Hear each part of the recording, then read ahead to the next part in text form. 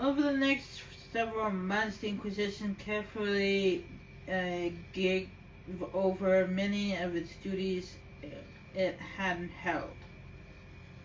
As the Divine's personal guard and peacekeeping force, the Inquisition shook, shook it to more manageable size, shrunk to more manageable size. Many who had served went home, though the remaining force was still enough to give pause to any who might threaten the Divine's plans.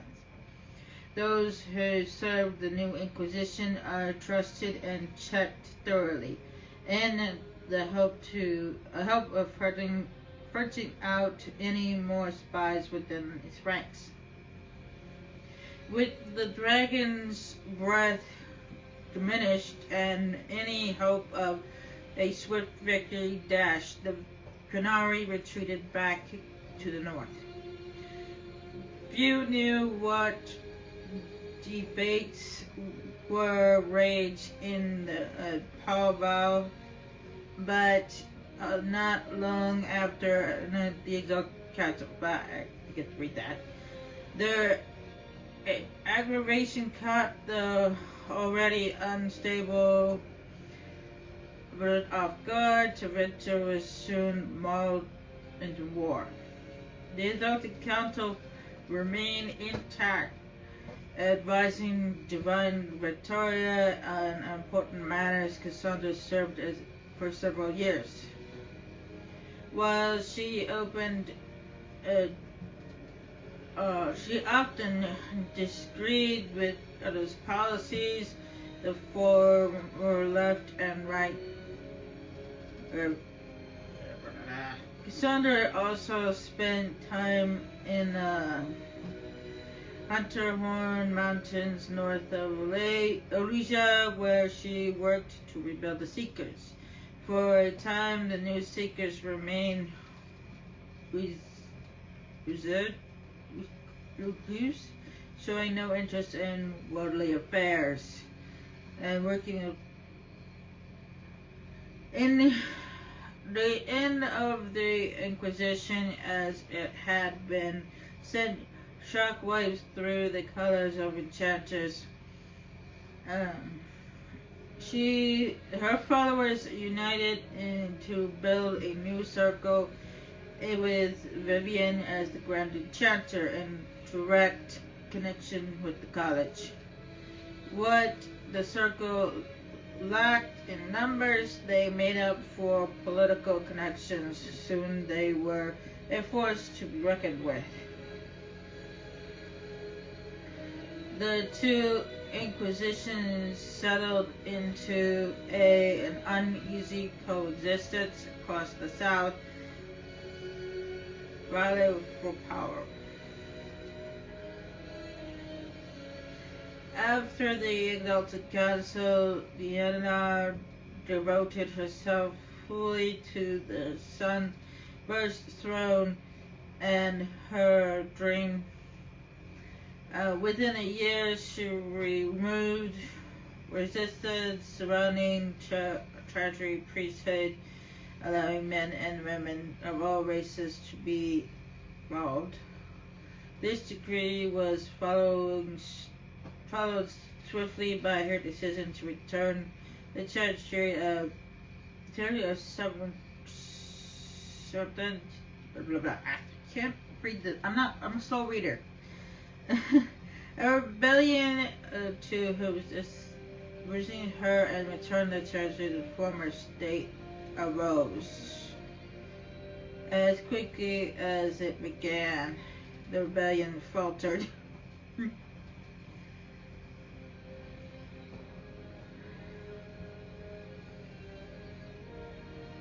While most agreed that the rebellion collapsed due to infighting, some whispered that the Divine herself introduced this failure.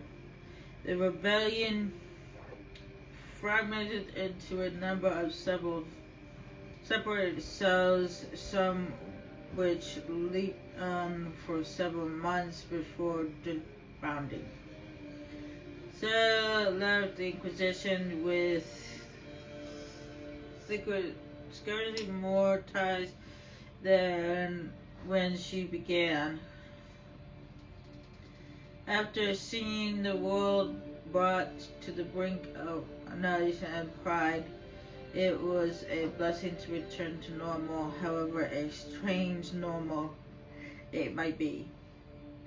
With frequent visits to her window, of course.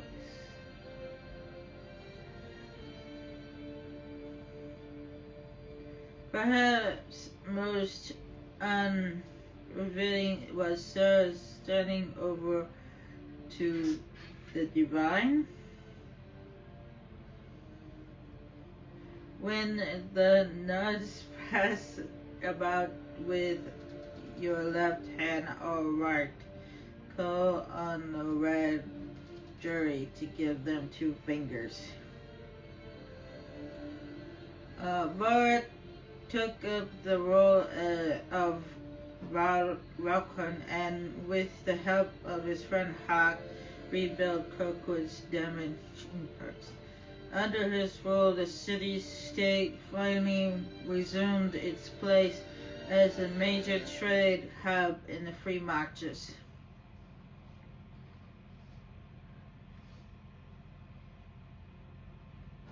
He continued to ignore all mails from both Merchants Guild and the Prince of Starkhaven. With the Inquisition in its new world, the Bull Charters returned to taking jobs throughout Elysia and Ferelden. Fighting demons and clearing out the remains of the Valkard forces, the Iron Bull did his part to restore order and Thetis. After the Inquisition transported to peacekeeping rule, Cole continued to serve as commander of his forces. Under his leadership, the Inquisition protected the Divine's interests while enforcing new standards of security.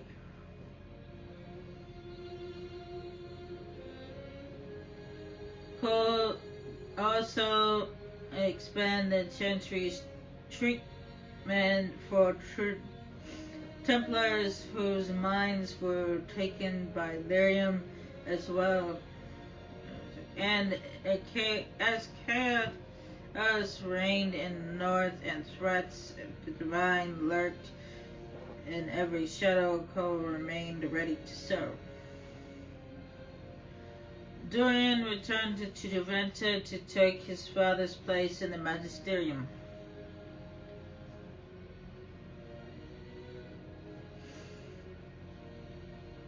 As rumor flew about the Imperium's infighting, Dorian was spoken of often as a voice of resistance against corruption. Along with Magister Mystium, he formed a group called the Legion to restore those fighting by the Mystium's side. He kept constant contact with the Inquisitor via message crystal. Whether for vital information or moral support, these talks seemed to give Dorian the strength he needed to continue fighting. After the exalted council, Throne Rider bid farewell to his friends and went to Whitehall Fortress to pledge himself to the Grey Wilderness for good. While he was rarely seen in the years that followed, some said that they encountered Ryder in the far-fetched lands. Ryder carried out the duties of the wardens, but always found time to help others along the way. Sometimes he served as a shield for the defenseless, other times he spread simple cheer among children with gifts of small carved toys. After easing the Inquisition's transition into the Chantry, Josephine returned to Antiva and her family. She was soon appreciated by an agent from the House of Widows, those whose assassins had killed by the Inquisition's agents. Far from being butchered, the House of was as selfless as Josephine might have need of their services. Oh, inquiring. Okay. She quickly persuaded them that she would no need for assassins, but indeed hire them as guards for merchant new trading vessels.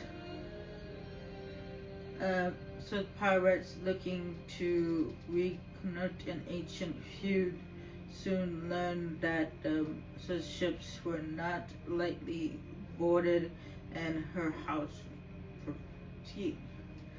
Cole took to the road with Mardon to find a new life and a new way to be human.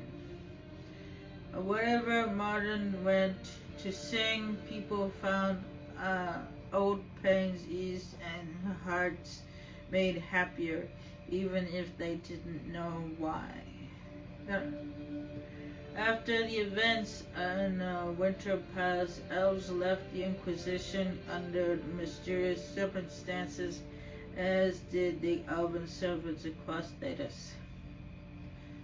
None could say where they went, but those who believed the Inquisitor's story about Felhout and what elven rebel was planning.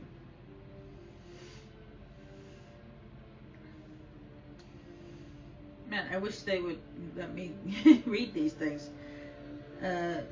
Lucia sometimes came awake from dreams in which her lover watched her sadly for him. He vanished into nothing.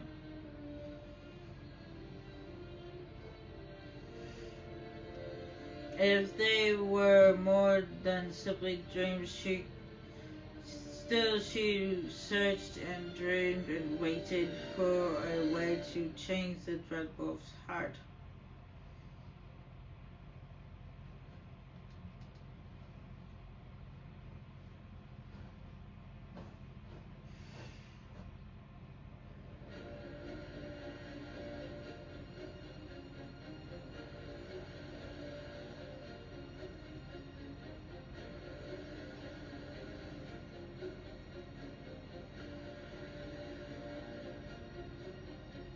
My agents have found nothing.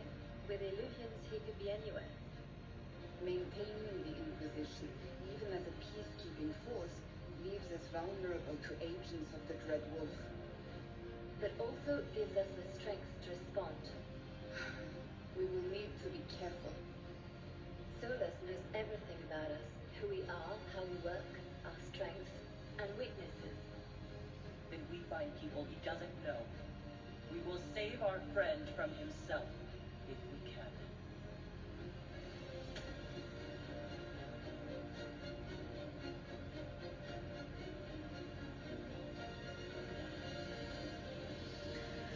Now, I tried to read that as quickly as possible, but I'm a slow reader, so luckily, even though I couldn't keep up with all the words, they were displayed there so you could read them yourself.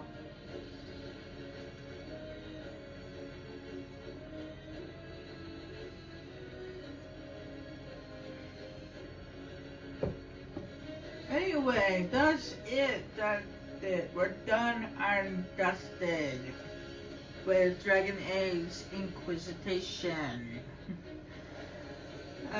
You go ahead and I think these credits are the same credits that we're at the end of the main game itself.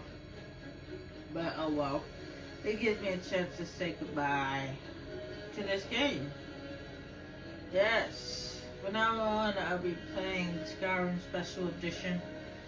And then the game I'll be playing after that, I do not know. But as for now, I will see you guys next time. Bye.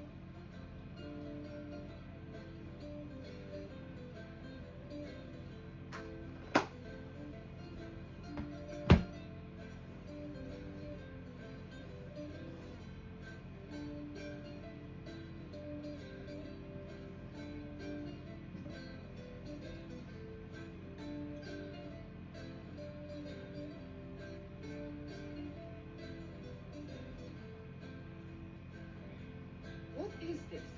A new book? All this shit is weird. Oh, there. That is a terrible title. What are you even thinking?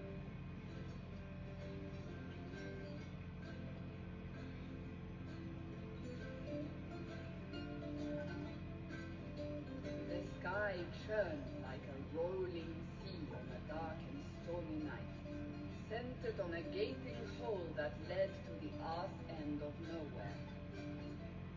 A hole that spit out many things that day, comets, demons, and a whole lot of trouble. It's about the Inquisition.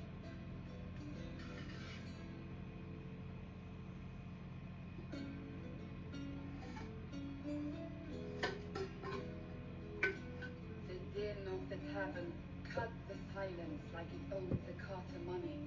In the middle, in her element, red Jenny, she looked me up and down, mostly down. Not playing, weirdy, she said, gesturing with and dismissively eating a sandwich. Don't write that. Seriously, piss of a row. Sarah made the subtext text, which suited me fine.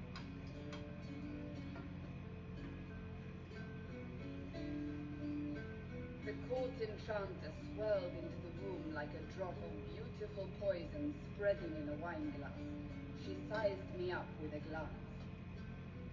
I'm so glad you made it, my dear, she said.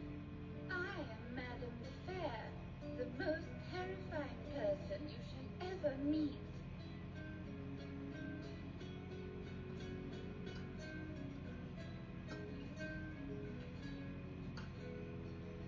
Liliana enfolded Alphonse in an embrace as warm as a serpent's kiss. I always knew I could count on your support. The Count did not feel the bite of her poisoned dart until it was too late. Even if it requires your death.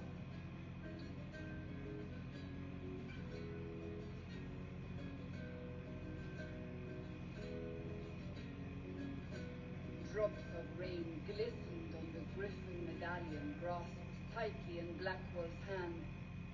The silver-eyed winds of valor, they mean nothing. He flung the medal to the cold and uncaring ground. You don't know what I've done. You don't know me. So romantic.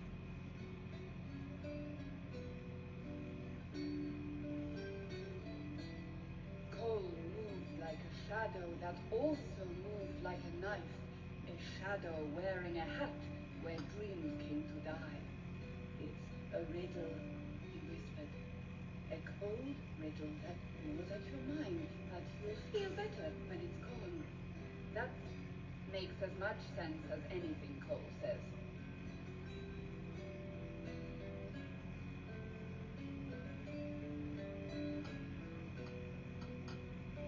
Do you place your herald above the law, Ambassador? Whose law, my lady? Josephine's eyes glittered like angry opals. The law destroyed by rebellion, by civil war, by poor fiscal management. We are the law.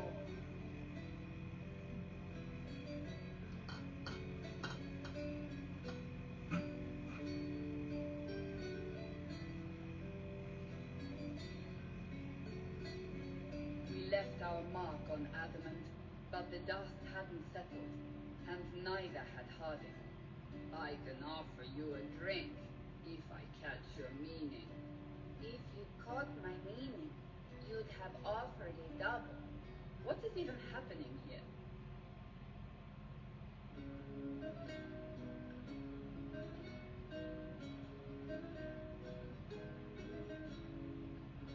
The Iron Bull was a great slab of muscle with horns that could hang a tapestry. One eye scanned for threats, while the other hid behind an eye patch like a chantry sister's old fins. Come on, he barked, not looking back as he entered. The dancer with the great rack comes on in 5. That is spot on, actually.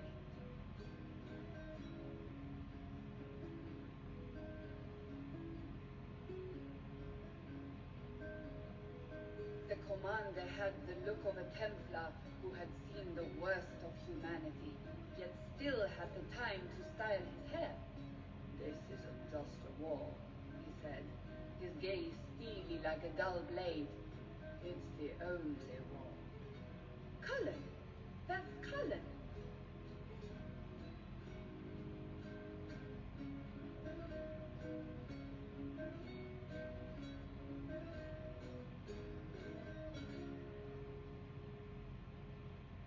The mage wore a class of handsome sneer cultivated by 1,000 years of Tevinter elitism. The name's Dorian, he glared. Dorian. Spell it right, you marble-headed lump, or it's toad time. A toad? That's hardly credible.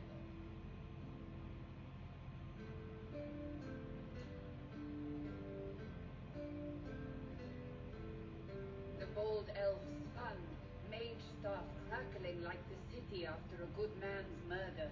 You're crazy, the Red Templar cried in terror. Moonlight glinted off ears like the knives you never see coming. Better to fade out than burn away. Ugh, Varric.